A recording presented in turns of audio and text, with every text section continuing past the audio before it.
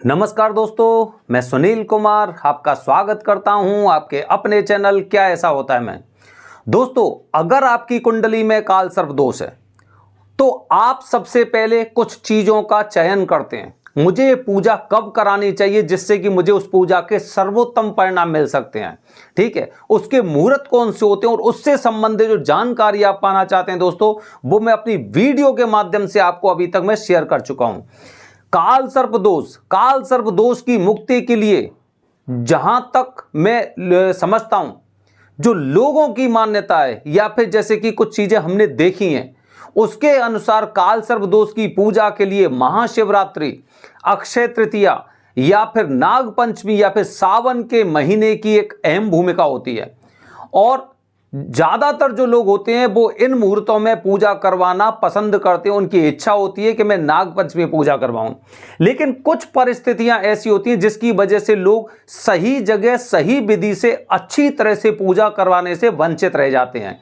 दोस्तों, तो आज मैं अपनी वीडियो के माध्यम से आपको शेयर करने जा रहा हूं। अगर आप नाग पंचमी को काल सर्प दोष की पूजा त्र्यंबकेश्वर में करना चाहते हैं तो आप तैयार रहिए आप, और आप ये देखिए कि किस तरह से आपकी पूजा होने वाली है और आखिरकार वो पूजा कब होगी। दोस्तों, जैसे कि सावन के महीने की मैं बात करता हूं, सावन के महीने में दो पंचमी होती हैं। हालांकि हर महीने में दो पंचमी होती हैं, एक शुक्ल पक्ष की होती है, कृष्ण पक्ष की होती है। शुक्ल पक्ष की पंचमी को नाग पंचमी, जो सावन के महीने में शुक्ल पक्ष की पंचमी होती है उस दिन नाग पंचमी होती है। हालांकि दोनों पंचमी की अहम भूमिका होती है, चाहे वो शुक्ल पक्ष की हो जाए या वो कृष्ण पक्ष की हो जाए। ठीक है, अच्छा, लेकिन इस बार अधिक मास की वजह से कृष्ण पक्ष की पंचमी और शुक्ल पक्ष की पंचमी में एक महीने का डिफरेंस आने वाला है। एक महीने का डिफरेंस, समझ रहे हैं? मतलब बीच में एक अधिक मास पड़ने के कारण ये जो इन दोनों की बीच की दूरी है वो बढ़ने वाली, मतलब सावन के 2 महीने होने इस बार, जिसे काफी लोग लौंद महीने के नाम से जानते हैं। दोस्तों, अगर मैं बात करूं दोनों पंचमी, एक पंचमी 7 जुलाई को और दूसरी पंचमी 21 अगस्त को है।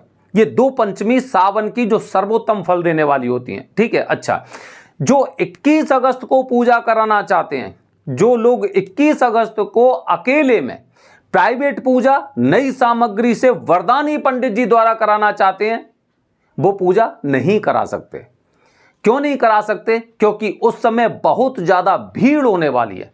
जैसे कि जो जिस तरह का मुहूर्त है उस समय आप खुद देखना, जो 500-600 रुपए का आपको वहां पे रूम मिलता है ना, उसकी कीमत भी करीब 2000-2500 के आसपास होने वाली है।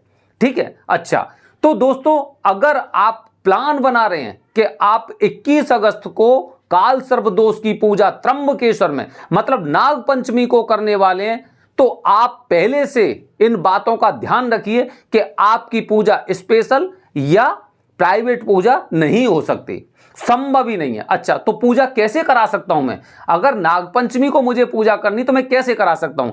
दोस्तों, नाग पंचमी की पूजा कराने के लिए आपको ग्रुप में पूजा करनी पड़ेगी। और ग्रुप के बारे में बता रहा हूं। नाग पंचमी वाले ग्रुप में जो वरदानी पंडित जी पूजा कराने वाले हैं, उस ग्रुप में आपके में करीब 40 से 50 लोग एक ग्रुप में होंगे। 40 से 50 लोग एक ग्रुप में आपके में होने वाले हैं। ठीक है, हो सकते हैं, ये हम अभी से उम्मीद लगा रहे हैं, ये हमारी उम्मीद है कि इतने लोग एक ग्रुप में होंगे। इसीलिए पहले से आप सोचिए कि क्या मैं इतने बड़े ग्रुप में पूजा करा सकता हूं? क्या मुझे उसका फल मिलेगा? क्योंकि देखो, मुहूर्त जो नाग पंचमी का त्र्यंबकेश्वर मंदिर वरदानी पंडित जी द्वारा अगर आप उस हिसाब से पूजा कराते हैं तो आप ये मान लो कि आपको उस पूजा का फल तो मिलना है। ठीक है, अब कितना मिलना है ये ऊपर वाला जाने, भगवान भोलेनाथ जी जाने। ठीक है, तो ग्रुप में पूजा। अच्छा, ग्रुप में और क्या परिवर्तन होने वाला है?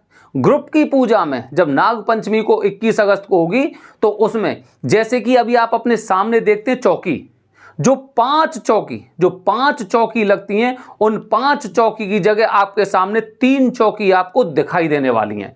ठीक है, मतलब पूजा में कोई कटौती नहीं होगी, पूजा में कटौती नहीं होगी, स्थान में कटौती होने वाली है। मतलब एक ही चौकी पर आपकी 2 पूजा, एक ही चौकी पर 2 पूजा, इस तरह से वो पूजा होने वाली है। ठीक है, ये मैं आपको पहले ही बता रहा हूं, जिससे कि आप ये ना कहें कि आपने बताया था 5 चौकी होंगी ग्रुप में, वो मैं आपको बता रहा हूं। अच्छा, तो दोस्तों जिन लोगों को नाग पंचमी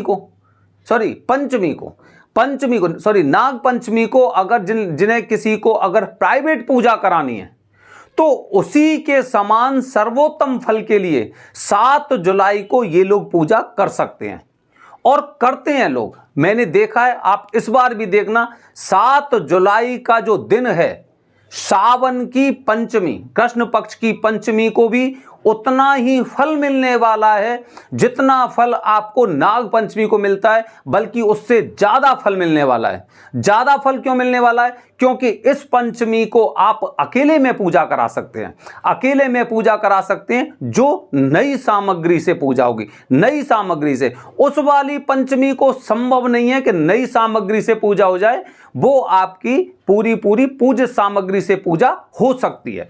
ठीक है, अच्छा, तो 7 जुलाई को आप पूरे एकदम 5 चौकियों के सामने पूजा कर रहे हैं। ठीक है, विधिवत तरीके से वरदानी पंडित जी द्वारा, और सावन के महीने में, ये देखिए सावन का महीना भी है जो सर्वोत्तम बताया काल सर्प दोष के लिए। ठीक है, उसके अलावा पंचमी भी है।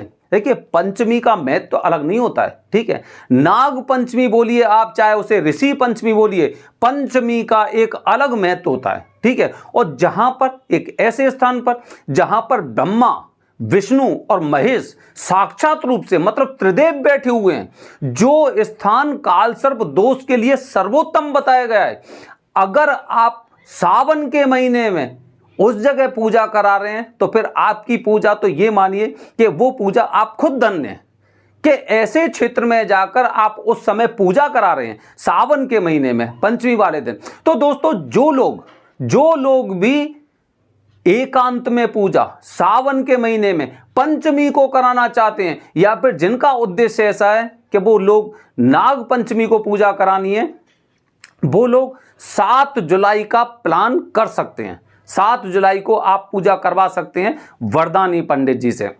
दोस्तों, नाग पंचमी वाले दिन पहले से आपको थोड़ा सा प्रिपेयर रहना होगा।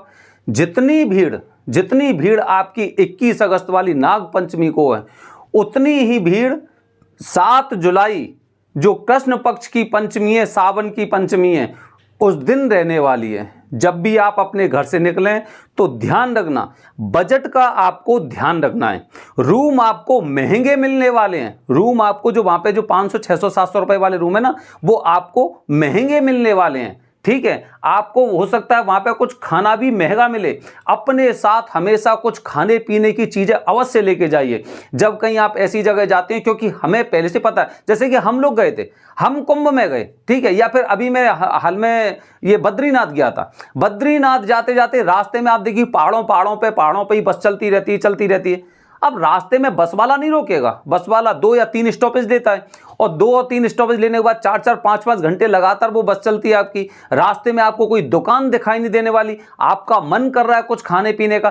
तो इस समय ऐसी स्थिति में जब आप जा रहे हैं, तो आपको अपने साथ कुछ खाने पीने की चीजें अवश्य रखनी चाहिए, क्योंकि बहुत ज्यादा भीड़ होने वाली है। 7 जुलाई को अगर आप कालसर्प दोष की पूजा कराने वाले हैं तो अपने पंडित जी से अभी संपर्क करें।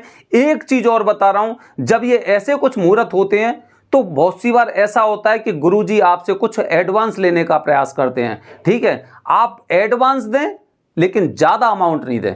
500 रुपए, 1000 रुपए तक आप एडवांस दे सकते हैं। उससे ज्यादा कभी भी आपको 10,000, 15,000 या 5,000 रुपए आपको पे नहीं करने चाहिए। ठीक है, थोड़ा सा अमाउंट, जैसे कि कहते हैं ना टोकन मनी, उस हिसाब से आपको अमाउंट पे करना चाहिए। ठीक है, क्योंकि वो गुरुजी भी कम से कम एक तरह से बेफिक्र हो जाते हैं ना, ये बंदा इसे आना ही है, इसे पूजा करनी है। लोग डेट ले लेते हैं, डेट लेने के बाद गुरुजी का नंबर ले लेते हैं, और गुरुजी का नंबर लेने के पश्चात वहां पर 10 जगह पूछने के पश्चात और वो लोग वहां से कहीं और निकल जाते हैं, और उसके बाद महीने 2 महीने बाद मुझे फ़ोन करते हैं कि गुरुजी मैं वहाँ पे आके भटक गया था, मुझे मेरी पूजा का फल नहीं मिला है। क्योंकि मैंने कुछ लोगों को देखा है जो पूजा करने नहीं, वहाँ पर भावताप करने जाते हैं। मैं तो ये कहता हूँ भावताप मत करिए, आपको भावताप नहीं करना है। आप ये देखिए कि ये जो पूजा करा रहे हैं और जिनके द्वारा मैं पूजा करा रहा हूँ, क्या उस पूजा में अंतर है या नहीं है।